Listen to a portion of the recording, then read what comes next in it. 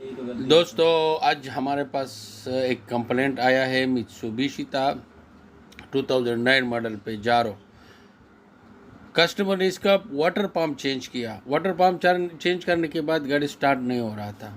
तो जब मैंने चेक किया इसमें क्रेन सेंसर का कोड आ रहा था। तो आइए अब हम आपको दिखाते हैं कि इसमें क्या फॉल्ट हो सकते हैं। कभी भी अगर आपने क्रेन सेंसर खोलना है तो कौन से डायरेक्शन से आपने इसको फिक्स करना है।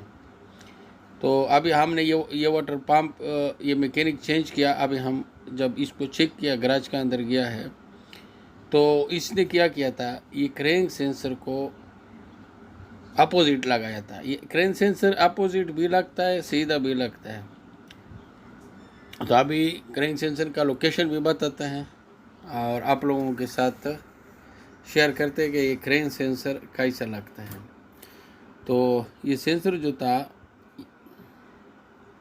ये क्रेन सेंसर है, ये ऐसा उल्टा लगा हुआ था। ये जो लगा हुआ था ऐसा उल्टा, ये उल्टा है। देखने में सीधा लगता है, ये देखने में सीधा लगता है, लेकिन ये उल्टा है। इसको ऐसा लगाना चाहिए ताकि ये क्रेन सेंसर का जो सिग्नल वाला जगह है वो प्लेट तक पहुंचे। यहाँ ऐसा लगाने से गाड़ी स्टार्ट नहीं हो रहा था। ये गलत है, इट इज़ रॉन्ग। तो अब ये बेल्ट के ऊपर आता है, इसका ये दांता, ये बेल्ट के ऊपर नहीं आना चाहिए, ये सेंसर के ऊपर आना चाहिए। तो ये मिस्टेक उससे हो गया था, तो इस वजह से गाड़ी स्टार्ट नहीं हो रहा था। तो इसके ये 2 स्क्रू है 10 मिलीमीटर के।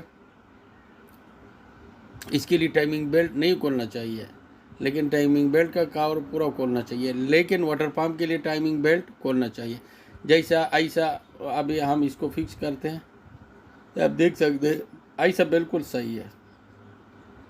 जिस तरह ये बिल्कुल सही है। अभी ये क्रेन सेंसर का जो सिरा है वो वहाँ अंदर उसके साथ टच हो रहा है, जो क्रेन सेंसर सिग्नल प्लेट है। लेकिन देखने में ये उल्टा लग रहा है, लेकिन असल में ऐसा ही फिक्स होता है। तो इसका यही प्रॉब्लम था, इसलिए इसका कोड आ रहा था। ये वाटर पंप इसके चेंज किया गैराज के अंदर, फिर उसका कॉल आया कि गाड़ी स्टार्ट नहीं होता है। जब मैंने चेक किया ये उल्टा लगा हुआ था।